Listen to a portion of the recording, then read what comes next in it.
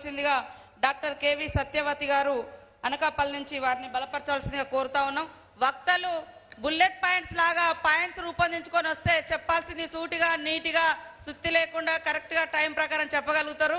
కాబట్టి వచ్చేటువంటి వాళ్ళందరూ కూడా ఆ రకంగా ప్రిపేర్ కావాల్సిందిగా కోరుతా ఉన్నాం.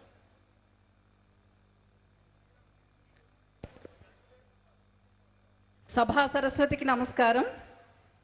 వేదికను అలంకరించినటువంటి పెద్దలు, పూజ్యులు, గౌరవనీయులు, తెలుగుదేశం పార్టీ జాతీయ అధ్యక్షులు శ్రీ నారా చంద్రబాబు నాయుడు గారికి హృదయపూర్వక నమస్కారములతో, అలాగే వేదికను అలంకరించినటువంటి జాతీయ కార్యదర్శి నారా లోకేష్ గారికి, రాష్ట్ర పార్టీ అధ్యక్షులు కళా వెంకట్రావు గారికి, తెలంగాణ రాష్ట్రం నుంచి, ఆంధ్రప్రదేశ్ రాష్ట్రం నలుమూల నుంచి వచ్చిన అతిరథ మహారథులకు, కేంద్ర మంత్రులకు, మహిళా ప్రతినిధులకు, ఎమ్మెల్యేలకు అందరికీ కూడా హృదయపూర్వక నమస్కారం.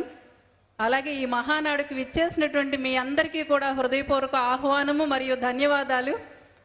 ఏ దేశమేగినా, ఎందు కాలిడినా, ఏ పీఠమెక్కినా, ఎవ్వరెదురైనా, పొగడరా నీ తల్లి భూమి భారతిని, నిలుపరా నీ జాతి నిండు గౌరవము అని మన తెలుగు జాతి గౌరవాన్ని ప్రపంచ విఖ్యాతం చేసినటువంటి శ్రీ నందమూరి తారక రామారావు గారి జయంతి సందర్భంగా జరుపుకున్నటువంటి ఈ మహానాడు కార్యక్రమంలో నాకు అవకాశం ఇచ్చినందుకు ముందుగా అందరికీ కూడా ధన్యవాదాలు తెలియజేస్తూ, అనిత గారు తీర్మానం ప్రవేశపెట్టారు. చాలా విషయాలు మీ అందరికీ కూడా చెప్పారు. అయితే నేను వైద్య వృత్తిలో ఉన్నాను కాబట్టి ముఖ్యంగా మన ప్రభుత్వం వచ్చిన తర్వాత తీసుకున్న ఎన్నో సంక్షేమ కార్యక్రమాలు ముఖ్యంగా మహిళలకు, పేదలకు, అట్లాగే వైద్య సహాయం అందని ఎంతో మందికి చేరువుగా ఉన్నాయని చెప్పడానికి సభాముఖంగా నేను చాలా గర్వపడుతున్నాను. ఎందుకంటే ఈ పార్టీలో ఉన్నందుకు నేను కూడా ఎంతో గౌరవం పొందుతున్నాను. ఇవన్నీ కూడా ప్రజలకు చేరువవుతున్నాయి. కాబట్టి ప్రతి ఒక్కరికి ఒక 10,000 ఆదాయం కావాలంటే అందులో ఉండే ప్రతి సభ్యుని కూడా వాళ్ళ సంక్షేమం గురించి ఆలోచించింది తెలుగుదేశం ప్రభుత్వం. ముఖ్యంగా ఏంటంటే ఇప్పుడు అనిత గారు చెప్పినట్లుగా ప్రతి ఒక్కరికి కూడా ఆహార భద్రత కల్పించింది. కుటుంబంలో ప్రతి ఒక్కరికి కూడా 5 కేజీల బియ్యాన్ని ఉచితంగా సప్లై చేస్తూ రేషన్ ద్వారా, అలాగే వృద్ధులైన అందరికీ కూడా ఇంటికి ఒకరికి 1000 రూపాయలు చొప్పున వృద్ధాప్య పెన్షన్ స్కీమ్స్ అన్ని కూడా ప్రవేశపెట్టింది గవర్నమెంట్.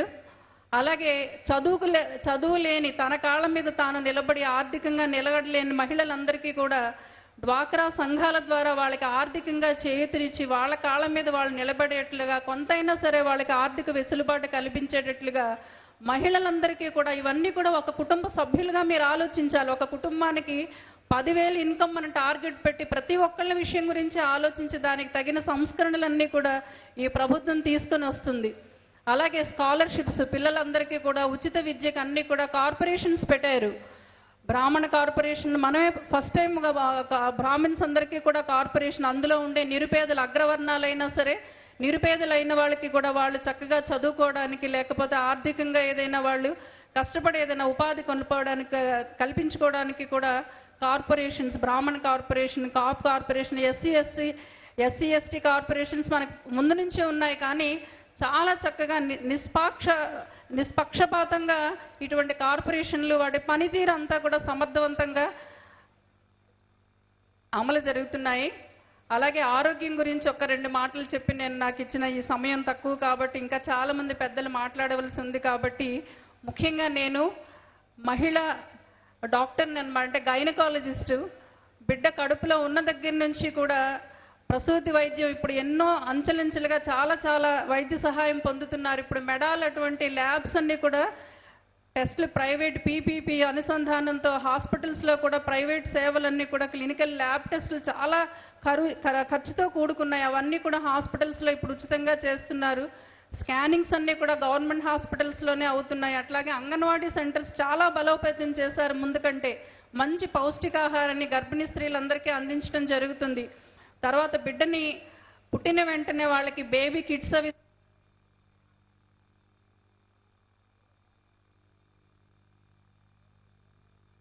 ఓన్లీ 1 minute అమ్మా, 1 minute క్లోజ్ చేయం. ఒక 2 నిమిషాలు ఇవ్వయా, 2 minutes. హలో, వారిని ఇంటికి తీసుకువెళ్ళడానికి ఇచ్చే తల్లి బిడ్డ ఎక్స్ప్రెస్ వీటన్నిటి ద్వారా కూడా చాలా చక్కటి వైద్య సదుపాయం జరుగుతోంది. అలాగే ఇమ్యునైజేషన్ కూడా చాలా చక్కగా ప్రభుత్వం, మంచి ప్రభుత్వం ఉండి మంచి పర్యవేక్షణ ఉంటేనే గవర్నమెంట్ పథకాలు కూడా ప్రజలకు చేరువవుతాయి. కాబట్టి ఒక క్రమశిక్షణగా మన గవర్నమెంట్ చాలా చక్కగా పనితీరును కనబరుస్తుందని ప్రజల నుంచి కూడా మంచి స్పందన వస్తుంది. అలాగే ఇంకా చాలా విషయాలు ఉన్నాయి, కానీ ఇంకా సమయం, నాకు ఇచ్చిన సమయం తక్కువ కాబట్టి మీకు ఒక్క విషయం నేను చెప్పదలుచుకున్నాను.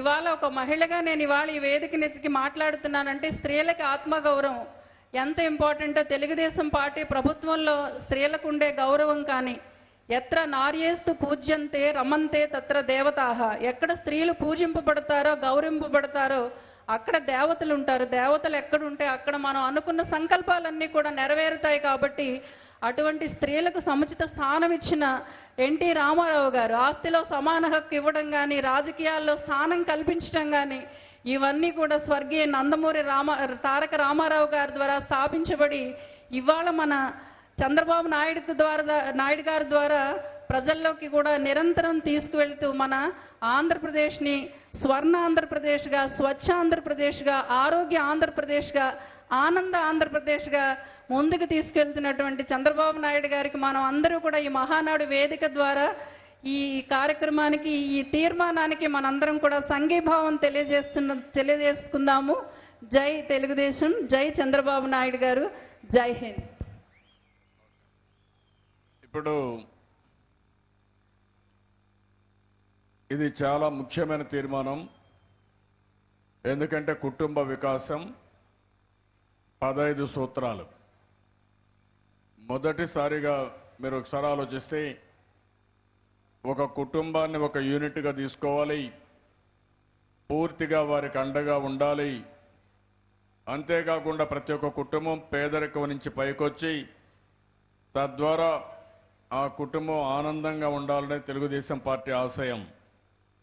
అందుకే మీరు చూస్తే జీవన భద్రత, ఎన్టీఆర్ భరోసా, ఆహార భద్రత, మనం ఇచ్చే పండుగలకు ఇచ్చే గిఫ్ట్ కానీ, 5 కేజీల బియ్యం కానీ, ఇంకా పద్ధతి ప్రకారం ఇవ్వడం, చంద్రన్న బీమా, ఎవరన్నా చనిపోతే అభద్రతా భావం లేకుండా వాళ్లకు కూడా భద్రత కల్పించడానికి, ఎవరైనా పూర్తిగా వికలాంగులైతే వేరే వాళ్ళపైన ఆధారపడుతూ దిగాలు పడిపోకుండా వాళ్లకు కూడా కొంత ఊరట ఇవ్వడానికి మనం చంద్రన్న బీమా తీసుకొచ్చాం. విద్యుత్ భద్రత, 24 గంటల కరెంట్ ఇస్తున్నాం, 7 గంటలు వ్యవసాయానికి ఎంత కావాలంత కరెంట్ ఇస్తున్నాం, ఇండస్ట్రీకి కరెంటు పూర్తిగా ఇస్తున్నాం. ఇంకొక పక్క మీరు చూస్తే ఎస్సీలకు, ఎస్టీలకు 75 యూనిట్లు ఉచితంగా కరెంట్ ఇచ్చి 2 LED బల్బులు కూడా ఇస్తున్నాం. అంటే ఈ రాష్ట్రంలో ఎక్కడ కూడా విద్యుత్ కొరత ఉండడానికి వీల్లేదు. నాణ్యమైన కరెంట్ ఇస్తాం. భవిష్యత్తులో రేట్లు కూడా తగ్గాల్సిన అవసరం ఉంది. ఇంకొక పక్క దీపం పథకం, ఎవ్వరు కూడా వంట చెరుకుతో వంట చేయకుండా ఎప్పుడో మనం దీపం పెట్టాం. వంట గ్యాస్ ఇస్తున్నాం. రేపు జూన్ కంతా 100% వంట గ్యాస్ ఇచ్చిన రాష్ట్రం ఆంధ్రప్రదేశ్ రాష్ట్రం అనే విషయం మీరు గుర్తుపెట్టుకోవాల్సిన అవసరం ఉంది. ఆత్మ గౌరవం, ఎన్నో సంవత్సరాలుగా చూశాం. రోడ్డు పైన ఆడబిడ్డలు పడే అవమానం, ఎక్కడికక్కడ గ్రామాల్లో పొలాలన్నీ చేసిన తర్వాత ఎక్కడ తెల్లవారితో కాలకృత్యాలు పోవాలంటే రోడ్డు మీదకి వచ్చే పరిస్థితి. అందుకని ఎక్కడికక్కడ ఆత్మగౌరవం అనే పేరుతో మరుగుదొడ్లు పూర్తి చేస్తున్నాం. అర్బన్ ఏరియాలో 100% చేశాం. ఇప్పుడు గ్రామీణ ప్రాంతాల్లో కూడా రాబోయే 2018కి పూర్తి చేస్తున్నాం. ఇంకొక పక్కన ఆరోగ్య ఆంధ్రప్రదేశ్, ఆరోగ్య భద్రత. ఇప్పుడే సత్యవతి గురు కూడా చెప్పారు. అన్నీ కూడా మెడికల్ టెస్టులు కానీ, వైద్య సేవ కానీ, ఒక్క మాటలో చెప్పాలంటే గర్భిణీ స్త్రీ దగ్గర నుంచి తల్లి బిడ్డ ఎక్స్ప్రెస్తో డెలివరీ అయిన శిశువుని ఇంటికి తీసుకుని వదిలిపెట్టే దగ్గర నుంచి ఎవరైనా యాక్సిడెంట్లో చనిపోతే ఈరోజు మీరు చూస్తే మహాప్రస్థానం అనే పేరు పెట్టి డెడ్ బాడీ తీసుకుపోయి ఇంటికాడ ఇవ్వడమే కాకుండా ఫ్యూనరల్ కూడా 30,000 రూపాయలు ఇచ్చిన ఏకైక ప్రభుత్వం భారతదేశంలో తెలుగుదేశం ప్రభుత్వం. ఆ విషయం మీరు గుర్తుపెట్టుకోవాల్సిన అవసరం ఉంది. అంటే పుట్టినప్పటి నుంచి చనిపోయే వరకు శ్రద్ధ తీసుకుంటాం. విద్యా భద్రత, ఒక నాలెడ్జ్, ఎంత చదువుకోవాలని చదివిస్తాం, ఎక్కడ కావాలన్నా అక్కడ చదివిస్తాం. నాలెడ్జ్కి ప్రాధాన్యత ఇస్తాం. మన యువత ప్రపంచాన్ని జయించే శక్తి ఉంది. అందుకే అందరి పిల్లల్ని చదివించే బాధ్యత తీసుకుంటాం. మంచినీటి భద్రత, తాగడానికి కలుషితమైన నీళ్లు తాగడం, ఫ్లోరైడ్ నీళ్లు తాగడం, ఒకప్పుడు నీళ్లే దొరకకుండా పోవడం. నేను కూడా మైళ్లు తరబడి నీళ్లు తీసుకొస్తా ఉంటే నా పాదయాత్రలో చూశాను. దీనికి నిధులు ఇచ్చాం. అన్ని విధాల మినరల్ వాటర్ ఎన్టీఆర్ జలశ్రీ కింద ఏదైతే ఎన్టీఆర్ వాటర్ కింద మంచినీళ్ళు ఇవ్వడం, ఎన్టీఆర్ సుజల కింద మంచినీళ్ళు ఇవ్వడం, వాటర్ స్కీమ్స్ పెట్టడం, అదే మరి త్రాగునీరు, సాగునీరు, ఇండస్ట్రీ కూడా ఇవ్వడానికి ఒక ప్రణాళికాబద్ధంగా ముందుకు పోతున్నది కూడా తొందరలోనే అవుతుంది. గృహ భద్రత, ఇది కూడా మీరు ఆలోచిస్తే 1,50,000 రూపాయలు ఇస్తా అన్నాం. దాని ప్రకారం ముందుకు పోతున్నాం. ఈ రోజు మీరు చూసినప్పుడు పెద్ద ఎత్తున 10 లక్షల ఇండ్లు కట్టబోతున్నాం. దానికి కూడా ప్రణాళికలు పూర్తి చేయడమే కాకుండా శాంక్షన్ చేసి కొన్ని పూర్తయినాయి, కొన్ని పూర్తి చేస్తున్నాం. వారం వారం సమీక్ష చేస్తున్నాం. ఇంకో పక్క ఇంటింట పశు సంపద, దానికి కూడా 50% పశుగ్రాసం, వాళ్ళకి కావాల్సిన ఫాడర్ని సబ్సిడీతో ఇస్తున్నాం.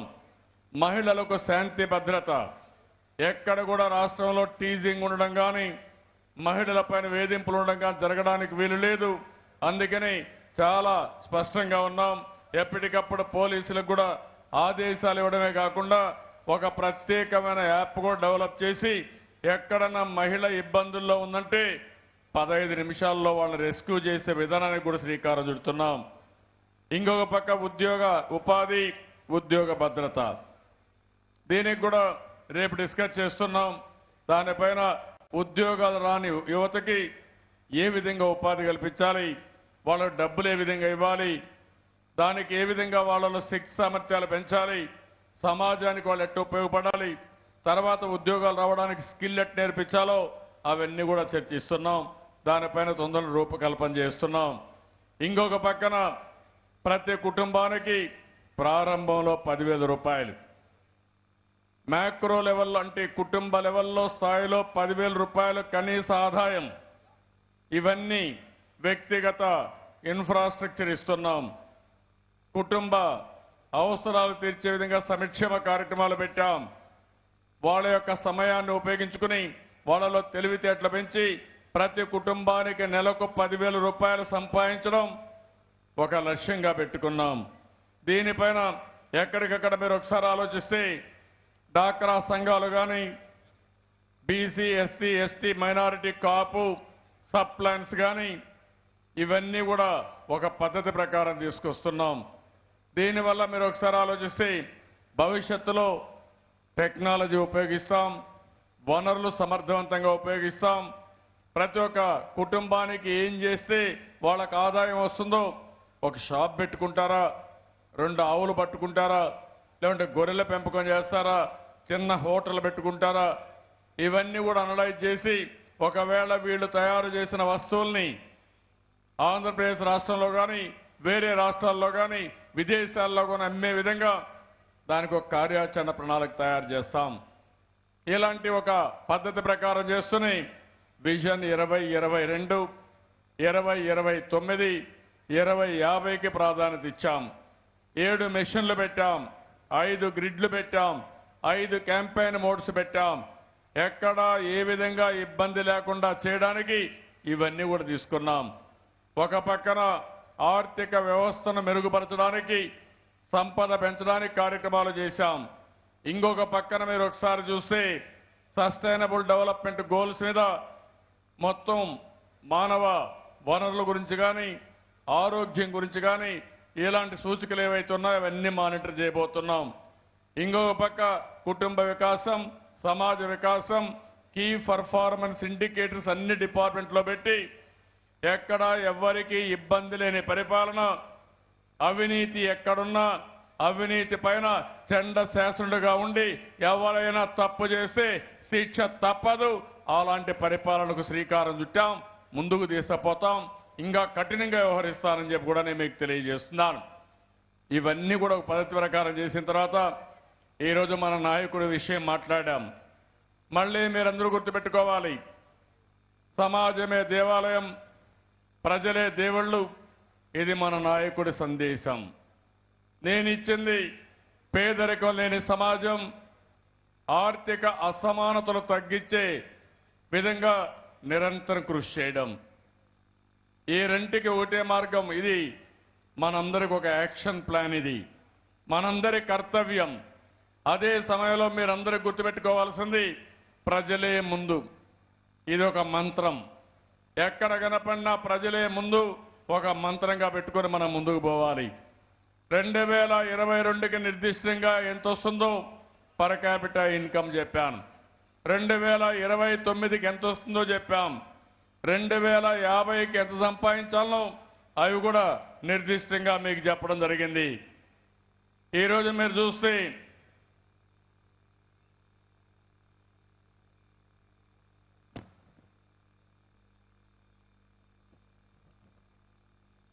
చూసినప్పుడు 2022కి 2,95,000 తలసరి ఆదాయం రావాలి. 2029కి 9,61,000 తలసరి ఆదాయం రావాలి. 2050కి 1,67,00,000 తలసరి ఆదాయం రావాలి.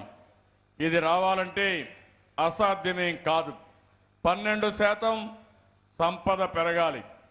సంవత్సరం 12 సంవత్సరం పెరిగితే 1,67,00,000 వస్తుంది. దీని ప్రకారం మనం ముందుకు పోతున్నాం. కొన్ని దేశాలు మీరు చూస్తున్నారు 1%, 1.5% గ్రోత్ ఉంది. ఈరోజు ఎందుకంటే ఇలాంటి మీటింగుల్లో మనందరం మాట్లాడుకోవడం, ప్రపంచంలో ఉండే నాలెడ్జ్ అంతా తీసుకొస్తాను. ప్రపంచంలో ఉండే బెస్ట్ ప్రాక్టీస్ అన్ని తీసుకొస్తాం. అవి మీకు అందుబాటులో పెడతాం. అవన్నీ మీకు అందుబాటులో పెడితే బ్రహ్మాండంగా ముందుకు పోయే పరిస్థితి వస్తుంది. ఇప్పుడు మన రాష్ట్రంలో మీరు ఒకసారి చూస్తే 7 లక్షల కోట్లు మన ఆదాయం. 7 లక్షల కోట్ల నుంచి 776 లక్షల కోట్లు కరెక్టేనా ఫిగర్ పెరగాల్సిన అవసరం ఉంది. 2050కి 776 లక్షల కోట్లు మన ఆదాయాన్ని పెంచుకోవాల్సిన అవసరం ఉంది. ఏదైనా అసాధ్యమేం కాదు. ఒకప్పుడు మీరు చూస్తే అమెరికా 100 సంవత్సరాలు పట్టింది. సౌత్ కొరియా లేకపోతే సింగపూర్ ఇలాంటి దేశాలు 50-60 సంవత్సరాలు తీసుకున్నాయి. చైనా చాలా తొందరగా చేయగలిగారు. 30-40 సంవత్సరాలు చేశారు. ఇప్పుడు మనం ఆలోచించేది రాబోయే 33 సంవత్సరాల్లో ప్రపంచంలో ఒక ఉన్నతమైన స్థానంలో ఆంధ్రప్రదేశ్ ఉండాలి. పేదరికం అనే మాట ఉండకూడదు. అందరూ ఆనందంగా ఉండాలి. ప్రపంచంలో అందరికంటే సంపద ఎక్కువ ఉండే రాష్ట్రం మన రాష్ట్రంగా ఉండాలి. అది సాధించి తీరుతామని, పేదరికం లేని సమాజాన్ని నిర్మాణం చేస్తామని గట్టిగా చప్పట్లు కొట్టి హర్షాన్ని, ఆమోదాన్ని తెలియజేస్తగా నేను కోరుతున్నా. మీరు నమ్ముతున్నారా ఇది సాధ్యమని? ఏమయ్యా, అమెరికాలో 20 సంవత్సరాల్లో నేను ఒక ఉపదేశం చేశాను. అమెరికా పోయిన వాళ్ళు ఉద్యోగాలే కాదు ఇండస్ట్రీ కూడా పెట్టండి, వ్యాపారాలు పెట్టండి అని. ఈరోజు ప్రపంచానికి సుసంపన్నమైనటువంటి కాలిఫోర్నియా రాష్ట్రంలో బే ఆఫ్ బెంగాల్లో ఎక్కువ బే ఆఫ్ వ్యాలీ, అక్కడుండే సిలికాన్ వ్యాలీలో ఎవరికి ఎక్కువ ఆదాయం ఉందంటే తెలుగు వాళ్ళకుంది. నేను గర్వపడుతున్నా. మొన్న పోయి చూస్తే మన వాళ్ళు చాలా హ్యాపీగా ఫీల్ అయ్యే పరిస్థితికి వచ్చారు. ఇప్పుడు నేను KPMGని పెట్టి ప్రపంచం మొత్తం ఏం అవకాశాలు ఉన్నాయి, తెలుగు వారు ఏం చేయాలి, వ్యాపారాలు ఇండస్ట్రీస్ ఎట్ట పెట్టాలి, ఒక ఉద్యోగమే కాదు ఒక ఆంట్రప్రెన్యూర్గా తయారు కావాలంటే ఏం చేయాలనో దానికి శ్రీకారం చుట్టాను. ప్రపంచంలో ఎవరైనా ధనికులు ఉన్నారంటే అది తెలుగు వారే ఉండేట్టుగా కీర్తి ప్రతిష్టల్లో ఎవరు ముందున్నారంటే అగ్రభాగాన తెలుగు వారు ఉండేది జరుగుతుంది. ఇది సాధ్యమని ఇప్పటికే నిరూపించాం. మీరు కూడా మేమందరం కృషి చేసి మా గ్రామాలు బాగు చేస్తాం, మా మండలాలు బాగు చేస్తాం, మా జిల్లాను బాగు చేస్తాం. మేము కూడా పోటీపడి మా శక్తి నిరూపించుకుంటామని, పేదరికం లేని సమాజం కోసం కృషి చేస్తామని, ప్రతి ఒక్క కుటుంబం ఆనందంగా ఉండాలి. మామూలుగా మీరు ఒకటి గుర్తుపెట్టుకోవాల్సిన అవసరం ఉంది. డబ్బులుండే వాళ్ళే ఆనందంగా ఉండరు. ఈరోజు మన రాష్ట్రంలో అతి తక్కువ ఆదాయం వచ్చే శ్రీకాకుళంలో ఆనందం ఎక్కువ ఉంది. అంటే ఆనందానికి డబ్బులకు మళ్ళా సంబంధం లేదు. ఎక్కువ డబ్బులు వచ్చే జిల్లాలు ఆనందంగా లేవు. డబ్బులుండే వాళ్ళందరూ ఆనందంగా లేరు. తప్పుడు పనులు చేసిన వాళ్ళు ఇంకా మీరు ఒకసారి చూస్తే అనునిత్యం ఎప్పుడు జైలుకు పోతామో తెలియకుండా, వచ్చిన ఆస్తులు ఎప్పుడు పోతాయో తెలియకుండా 24 గంటలు బాధపడే పరిస్థితి వస్తుంది. అనునిత్యం బతుకుతూ చచ్చిపోతూ బతుకుతున్నారు వాళ్ళు. ఆ విషయం కూడా మీరు గుర్తుపెట్టుకోవాలి. కాబట్టి ఇది ఒక స్ఫూర్తిదాయకం. ఎన్టీ రామారావు గారి యొక్క జన్మదిన సందర్భంగా, మహానాడు సందర్భంగా ఈ యొక్క తీర్మానం చేస్తున్నాం. ఈ తీర్మానం సాధిస్తామని గట్టిగా చప్పట్లు కొట్టి హర్షాన్ని ఆమోదాన్ని తెలియజేయాల్సి కోరుకుంటూ మరొక్కసారి అందరిని అభినందిస్తున్నాను.